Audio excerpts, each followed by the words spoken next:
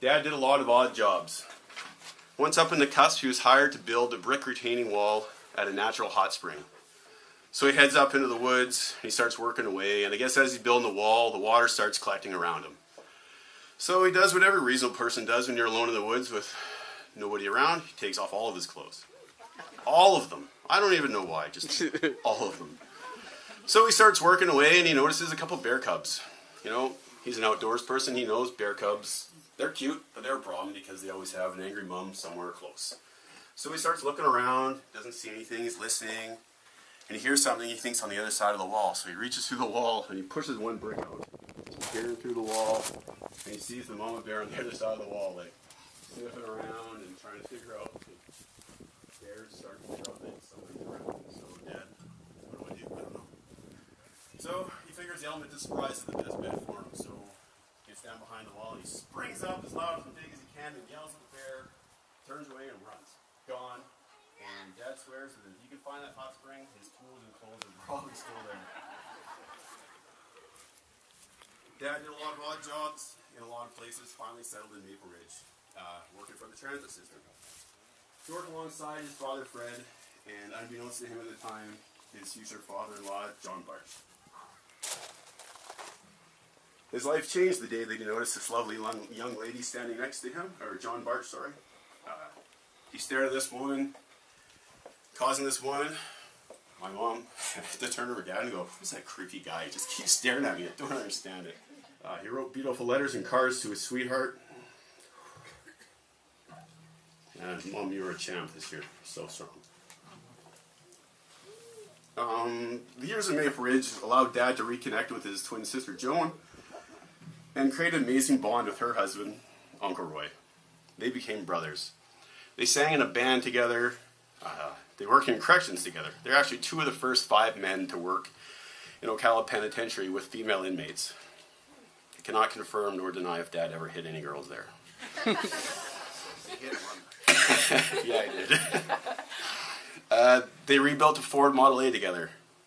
They won 9 out of 10 shows. First one they didn't win because they were rookies and they drove their car to the show because they had a car, why wouldn't they use it? So it got dirty and they couldn't clean it enough. So they bought a trailer and they trailered their car to the next 9 shows and went on a 9-game winning streak.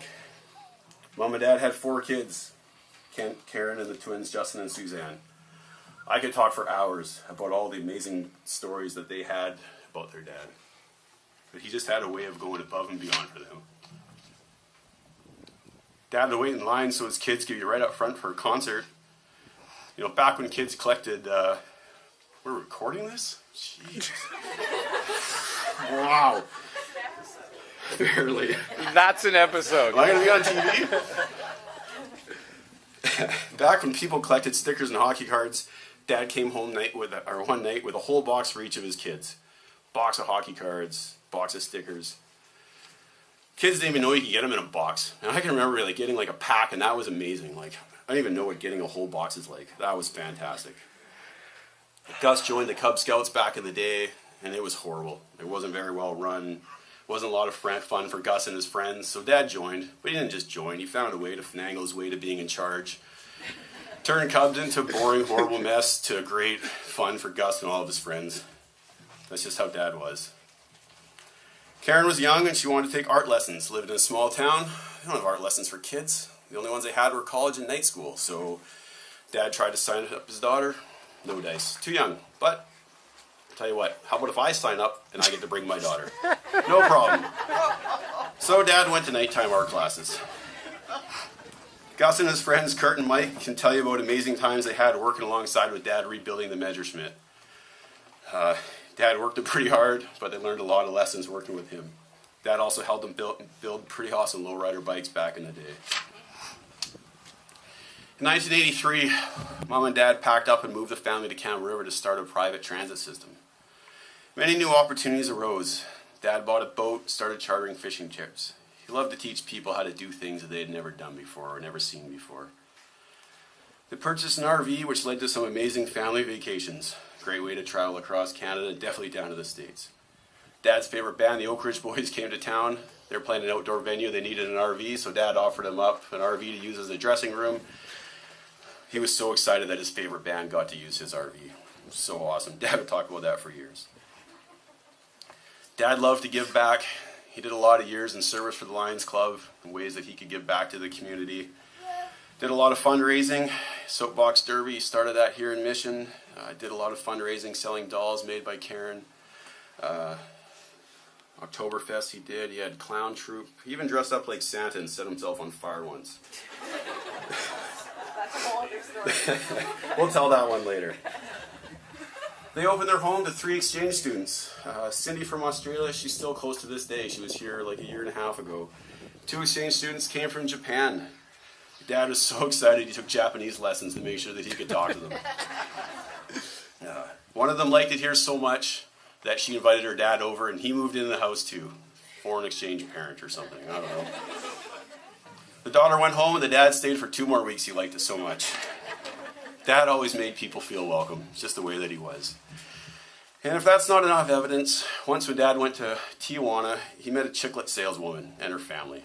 If you've been to Mexico, you know what I'm talking about. So apparently this person made quite the impression on Dad. He talked to them and gave them their phone number and address and said, you know, if you're ever in Camp River, come on by. There's a person trying to survive selling chiclets. Dad says, yeah, come on by, stay at our house. It's awesome. I don't know what the profit margin is on chiclets, but I have no clue how many you'd have to sell to get from Mexico to Camp River. I'll have Suzanne break that down for me later. Sorry, get you a hell of a deal. Dad was always up for an adventure. You could call him late at night, tell him a movie started in an hour, he was there. Scary the movie, the better. Dad loved his movies. He had an amazing ability to do whatever he wanted. If he thought of it, he could build it. If he could imagine it, he could do it. The neighbor's dog showed up once with this huge growth on his neck. Dad swore he could fix it. So he Googled it, he figured out what was wrong with the dog, went and bought the medication, gave it a needle, drained the dog's neck. Says, Dad, he just did whatever he wanted. It didn't matter. The dog died the next day. No, the dog lived a very happy life. Mom, Dad, and the twins moved back to the mainland and settled in Mission to buy this farm with Joe and Roy and their family. It made traveling on their family vacations and holidays a lot easier. They just had to come down the stairs. Soon after, Mom and Dad started fostering children. That brought a few more people into our family that I'm proud to call my sisters. The gatherings held here at the farm were some of the biggest delights for Dad, and if it weren't so much work, he probably would have had one every other day. Many of us fondly remember casual get-togethers, holidays, weddings right here. Dad built a stage for the guys back in the day to play at Gus and Suzanne's legendary farm parties. I think that was the only time that Dad ever loved metal.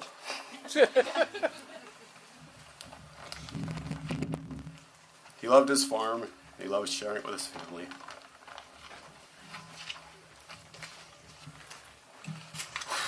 All right, this is the part where I get a break. There's a few people that wanted to say a few words. So the first up is not quite Canada's worst driver, Ken. Well, what can I say after that, eh? I mean, first of all, I'd like to thank the Levitt family for inviting me into their home many years ago, and they would have me over for Christmas, and I just felt part of their family, and I always will. I'd like to say I'm not going to... Anyway, there's a couple of things I'd like to say.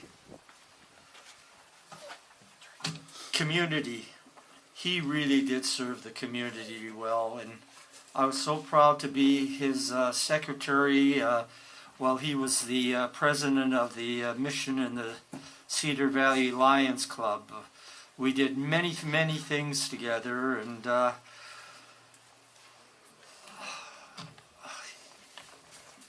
many things together. Prankster. I mean, he could pull off so many pranksters, and the one that I always remember, we were attending a Lions meeting, a Lioness meeting, which is for the women's Lions in Fort Langley, and the secretary came up to me and says, oh, do you know of any woman that would like to join? John and I looked at each other with a smile on our face. Then we ran to Value Village in Langley and tried on women's clothes. And all the people around, and the funny part about it is women were coming up and helping us pick them. So we dressed up and we went to the Lioness Club as spinsters. We were on the Make for Men. And we walked in, and the room went silent. And I thought, uh-oh, this isn't going to go over very good. But they picked it up, but I must tell you, Nettie, he did make an ugly woman with a beard. You know, I'll never forget that. And like Jeremy said, that all the Oktoberfest, and it was just a pleasure to work with them, raising money for all these good causes. And he was such a great listener. You know, when my wife was very ill, I really didn't have any family out here, so who would I call? John. And he would help me out so much. I mean, he would actually, which is an art that we don't really have anymore, of listening. He would actually listen to people, wouldn't interrupt, and then when you finished, you could see his mind working, and he would pause a few minutes to just think of all this advice. And man, he sure helped me a lot. In fact, one time he was due to go to California with his family to Disneyland, and my wife was unconscious in the Mission Hospital, and again I phoned him. I needed the support, and he came down and he sat with me and he says, "Listen, Ken, I'll cancel the trip to California just to be with you people." I said, "Thank you, John, but you got to go." I mean, that's the type of person he really was. And whenever I had my car problems, who would you call? John, right? I mean, he was just there. I don't know. I mean, I regret not being in his life this last couple of months, but to be honest, I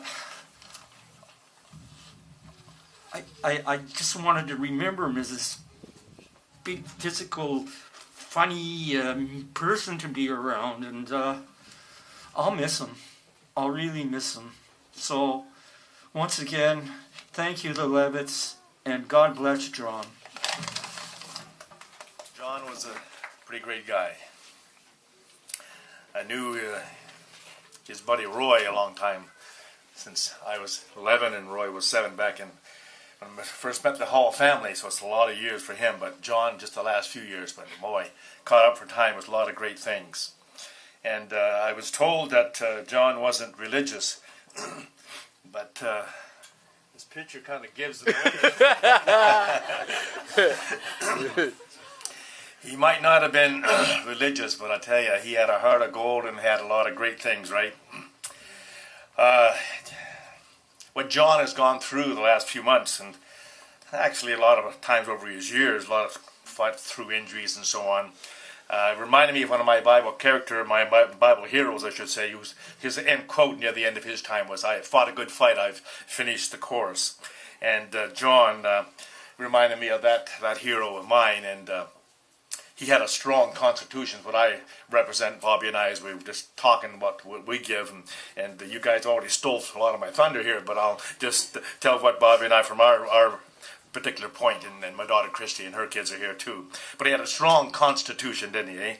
He had a great resolve, and he had an outer as well as an inner strength, and even through the injuries, he would keep on going. And over the years, I told many of his stories that were there. And I guess it was a few years back, he had hurt his ankle and he couldn't ride his motorcycle, but he wasn't supposed to, but he did a little bit, but he had to eventually give that up. But he sort of reminded me of a sports analogy. He played through his injuries. John just fought through it, and always had a good, very good work ethic, as we've already been listening. And somebody mentioned already, good listener. but I put also / good conversationalist. I love that man's voice. He could project and deep bass, boy, you know. And always took time to listen, has always been said. You can't say, there's nothing new that I'm saying here at all, always been said. But he really listened to what you were saying, and he had something intelligent to say back, which is pretty good. And in spite of what pain he was in the last year or two, even at a wedding of Alper and Catherine, he would take time. We talked and chatted about a half an hour at the wedding, and it would just, he'd keep on through his pain and so on. He was just that kind of a fighter, so he fought a good fight. But he also, has already been said, and I'll just say it because I wanted to add it to it, he gave back to the community, and I didn't know exactly what all it was. I knew it was Lions and so on and club, and I forgot about the Soapbox Derby, and he was a Santa Claus. And the community also came to him, which was pretty cool.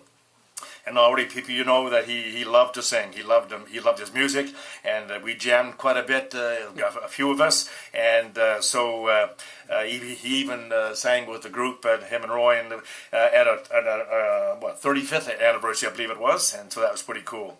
But John had a lot of great talents, and not only a good, interesting speaker, but like I said, that deep voice, and his one thing, another talent is, like I brought my car here too, and so everybody brings their car here, so that was the thing. But he could fix anything, he could do anything, and he was a great man. So anyway, but he was a good family man. And I guess, what is it, 40 years almost? Is it 42. Close? Did he make the 40, 41 almost? 41. So, you know, it was just an interesting thing. To go that long in a marriage today is unthinkable, but him and Eddie did it, and the kids, and he just loved his kids. He loved his family.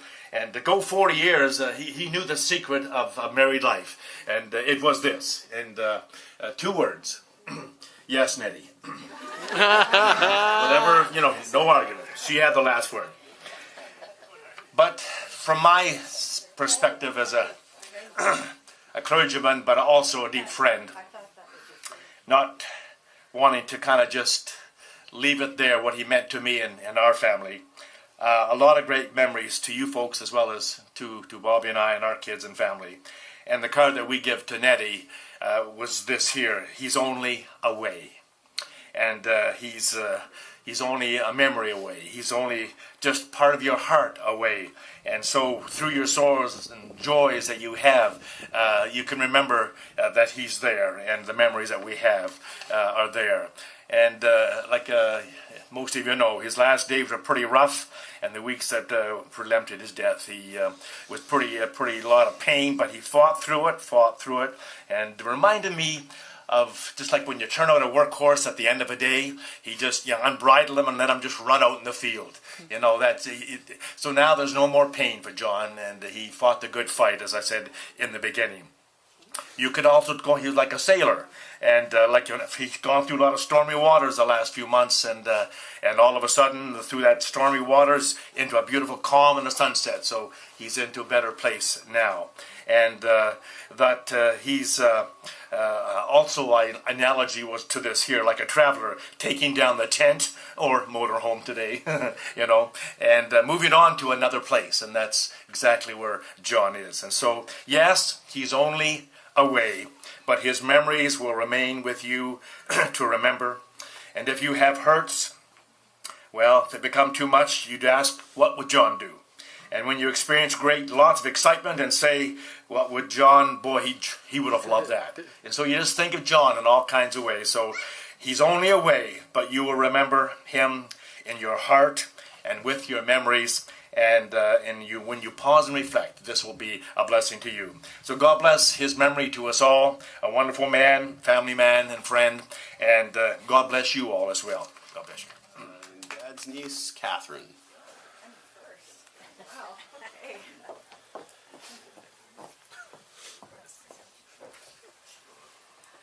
Kind of ironic that my husband's on his way. He had some car difficulties on the way here today, but Uncle John has always been the one to turn to if anything happens with your car, because he could fix anything. So my interactions with Uncle John, of course, have been through living here, and as well him constantly helping me with my car. And I had a car a Mustang before this. And as you can see, there's another beautiful Mustang out there. But he had a flair where he wouldn't just fix the car. He actually had to rebuild my engine. And then he painted it blue. I mean, that took style. So that was, that was going above and beyond. So that was pretty impressive.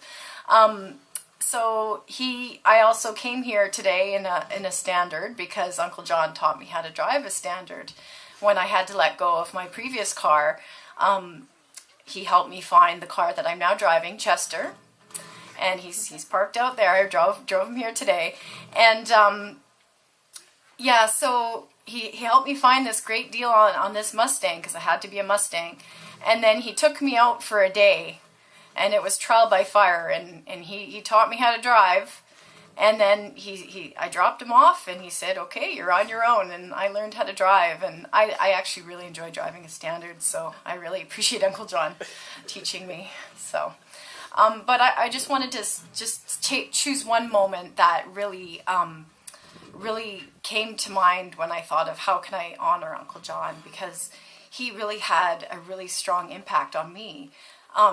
It was actually when I was early 20s, before Chester, and I had my blue Mustang, my 85, and I forget what was wrong. It might have been the transmission, but I remember I made a mistake when I was pulling into the garage, and I took it too short, because of course you need to have quite a arc turning radius for those Mustangs with the rear wheel drive, and so I took it short, and I actually kind of bent and sheared off the side of my car. So it was the mirror was bent, and the door was all flattened and everything, and I was mortified. I just felt so horrible, and of course, as I was so hard on myself, and I can't remember exactly what Uncle John said in that moment, but whatever he did say, it just changed me, because he said,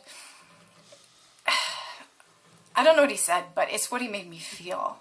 And in that moment, when of course I was kind of an insecure 20-year-old, he made me feel that, you know what, I made a mistake, but my feelings were more important than this car. And at that time, I was so worried and so hard on myself about what I did to my car, and my self-worth was quite low, and I just felt this moment of that I was changed from that, because I just felt in that moment that I mattered, that I was the most important thing, that my feelings and me being okay was the most important thing. And that had a profound influence on me, and so I wanted to honor Uncle John by sharing that today, because it really, really sticks with me to this day, that it was such a formative experience for me. And now in what I do, I'm a counselor, I'm able to give that as well to others, and just say it doesn't matter what you do or what you achieve or anything. Your feelings are the most important. You are the most important, and that's what Uncle John gave to me. So I know that his children, my cousins, are just so lucky for having such an amazing dad, such an amazing listener, such a calm, mellow presence, and someone that I think they'll keep with him for a long time, because he just makes everybody feel good. And what can you say except he was one of a kind? And we're all very fortunate to have known him and had him touch our lives. Thank you. All right, it's getting cold, and I need a coffee or something. Coffee? A lot of people may, get up to speak at a funeral. It's like a obligatory. They use the word selfless or selflessness a lot, right?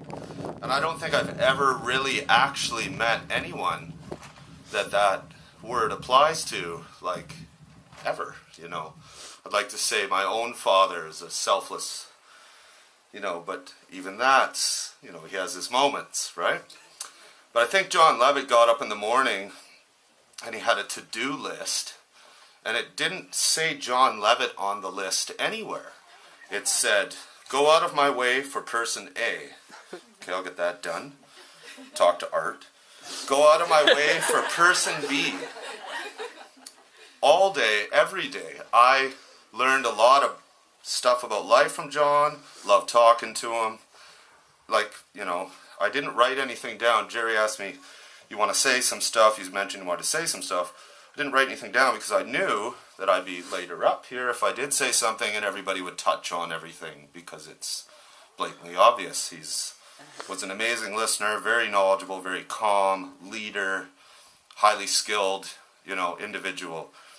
But, you know, I don't think I ever, of all the times I ever talked to him and stuff I learned and just discussions, I don't know what John was interested in. I don't know what John's goals were beyond the ones he had already achieved, because I've only known John later in his life. So having the children and the farm and he has achieved what he wanted. So everything beyond that, what I mean is, it didn't seem like he had dreams for himself. He had dreams and for everybody else around him. Do you know what I mean? His goal in life was to make everybody else happy, which is selflessness, like for real, not like, you know, just an obligatory ego stroke at a funeral or whatever. Right? The other thing I wanted to say was, my uncle said something one time that was directed at me, and it kind of, I've been really pondering it for a couple of years, like honestly, this one little thing. So you need to get to a point in your life where you don't need to be sorry. And that has so many weird little details in that statement. But people go through life choosing to consciously to make a choice every 10 seconds in their life that could affect somebody else negatively, where they have to apologize, whether it's a big deal or a small deal. And you have to do that consciously. There's very rare do you find someone who just unconsciously doesn't make negative choices that will impact others. So John never, in the time I knew him, had to be sorry for one thing. And that's profound to me, do you know? Like, never met a person like that. So, yeah, it's for real. I've been kind of dealing with that little... You don't need to, or you get to a place where you don't need to be sorry. And I don't think doing stuff for other people all day, every day, and listening and advising and helping ever makes you have to be sorry. And I think that's what being, at the end of the day, being the best human being you can be is all about. So I think John was probably one of the best human beings that I've ever known. And I just want to say that I really love the Levitt family, and they've always been really nice to me, and I respect you guys a lot. And yeah, cheers to John Levitt, because if this was 1,000 years ago, he'd probably be like the leader of the clan, you know? Yeah. No, dead serious. Yeah. He'd be, you know, he'd have us all organized, and we'd have a nice prospering little civilization. So, cheers. Hey, I'm not really good at public speaking, but I'll do my best here. Yeah, I moved here to the house when I was 14, like 3 days before Christmas, and I didn't know what to expect, and honestly, it was the best thing that happened to me. John and Nettie are honestly like the best, sorry, the best parents on the planet. Like, they're really awesome and so loving, and I have some things written down, but it seems like everyone is saying the exact same thing.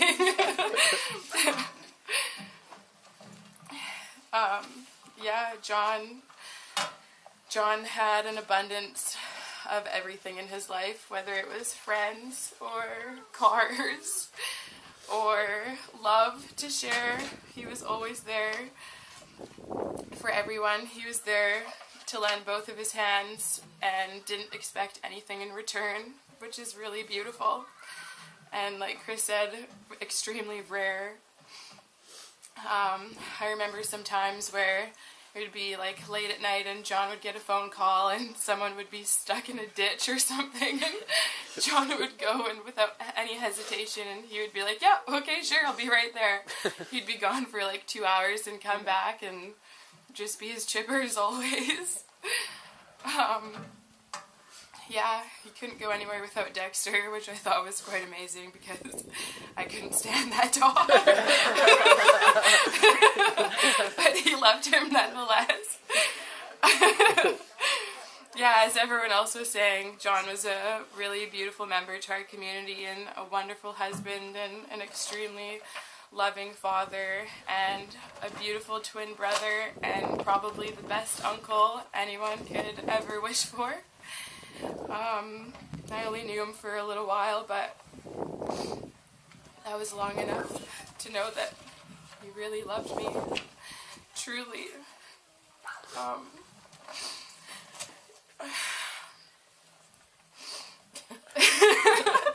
reading her next line. Just spit it out, girl. I know. He used to say, he said, we're all the same color on the inside.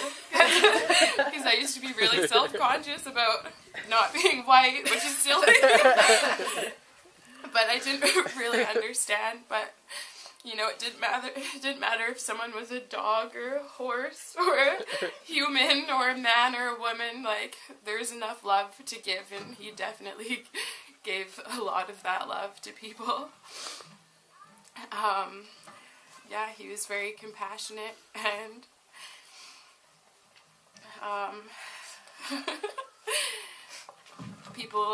I feel that people that were close to him were lucky enough to share his home because he was always there to listen and share his wisdom and had a hot pot of coffee on all the time and just wanted to share his knowledge and his love. And even through his sickest days, he still had a really warm sweetness to him that, yeah, he still smiled and his eyes still sparkled. And this book doesn't matter what I have written. I know, right? John was just a really, really wonderful man, and it's a blessing to have gotten to know him the way that I did. And I'm just really grateful to call him my dad. Because he was the only one that wanted to be there for me. Yeah. Well, I kind of had a conversation with my mom about a week ago, and I kind of said there's some things that I needed to say. And the important thing that I need to say here today, that's important for everybody to know, is have a look around. The house isn't just my house today.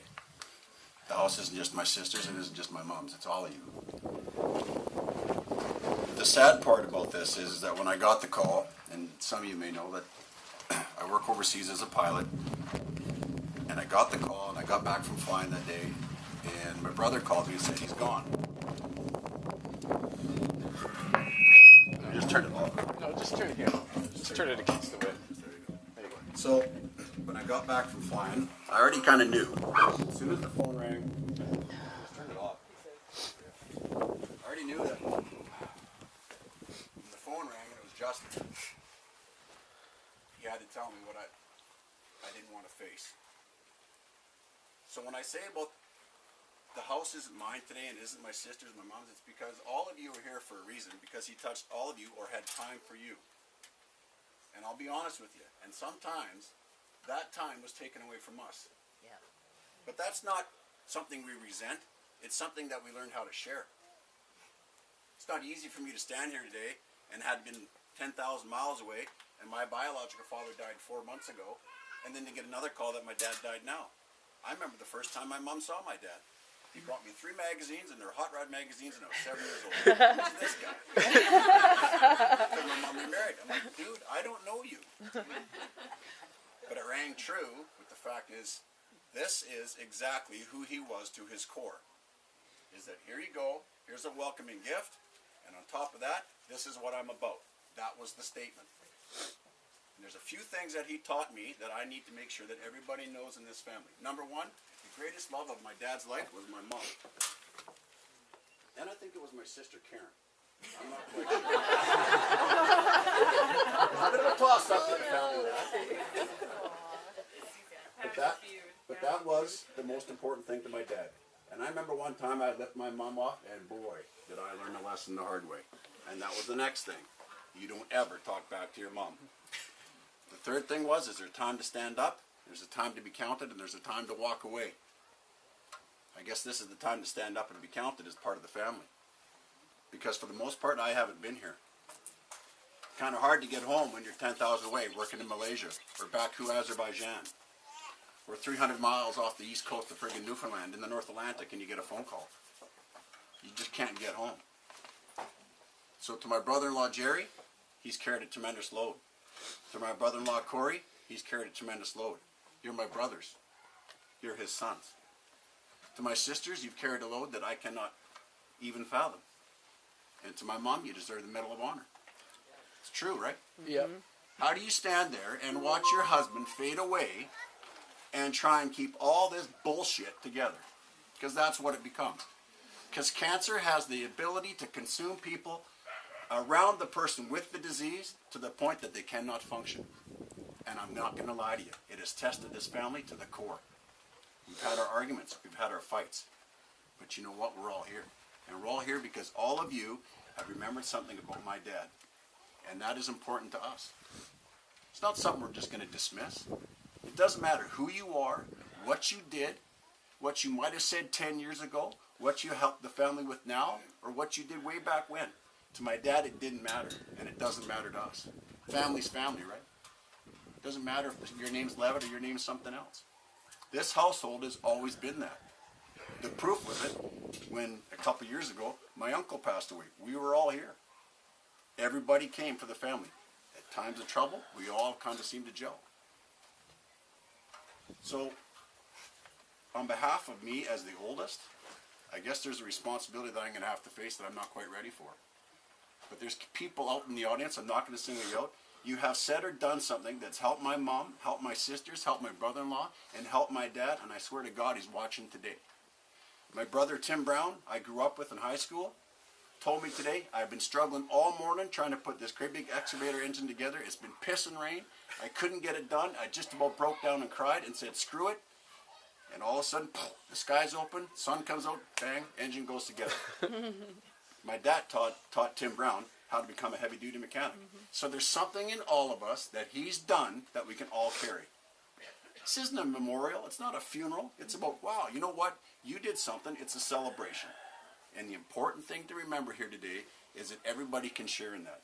Just because he's gone doesn't mean the shop's going to close or Art's not going to have to fix something that he's fixed before. It's still going to go on.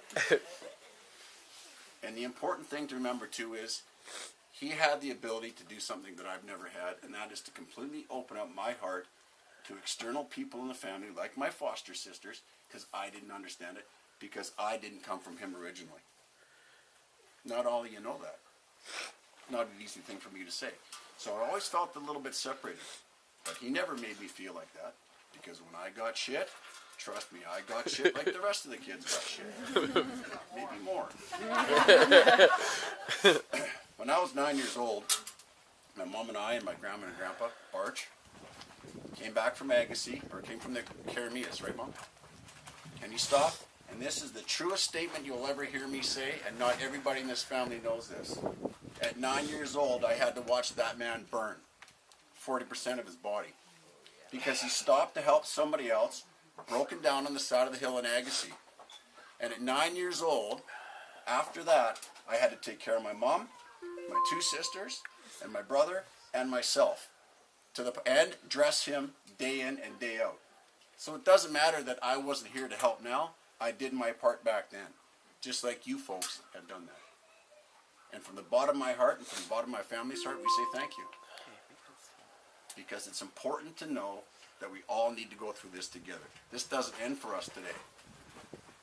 But I don't want anybody to be sad about it. I just want people to understand that, you know what? This is what we face in the family. This is not the only family in the world where cancer has consumed a family member. Right? they're not the only family that this has happened to. This will happen to other people. So when you guys have stuff like that happen to your family, you need to come here because we'll be there for you. On behalf of my family, I want to say thank you. But I'll never forget the moment I met Dad. A little 17-year-old baby-faced kid walking up to his front door to pick up his daughter. Take her out on our first date. He was laying it on pretty thick, putting me through the gears, using every little bit of his deep voice, trying to intimidate me, and laying a lot of the ground rules down. I was sensing he was putting it on a little thick and maybe putting a pretty good test on me, so I said something to him. You can ask me later. It's not something I'm willing to say in front of this group. But let's just say that I kicked the crap out of that test and I passed it with flying colors. And we were forever bonded from that point in time. He was either going to love me or knock me out. You can ask me later. I'll let you know. You know, I learned a lot from Dad. You know, he set the standard on how you treat your woman.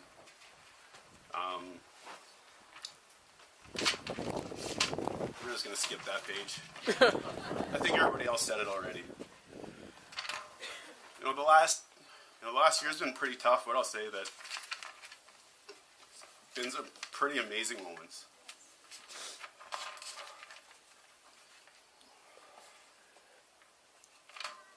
This family really came together, and that's everybody here. Everybody shared a part. People like Art and Robert really just stepped up and really helped us out.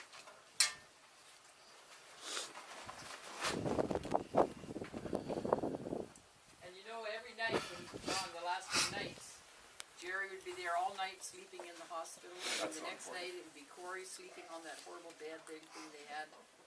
He never was alone 1 minute, and these guys were there all night long.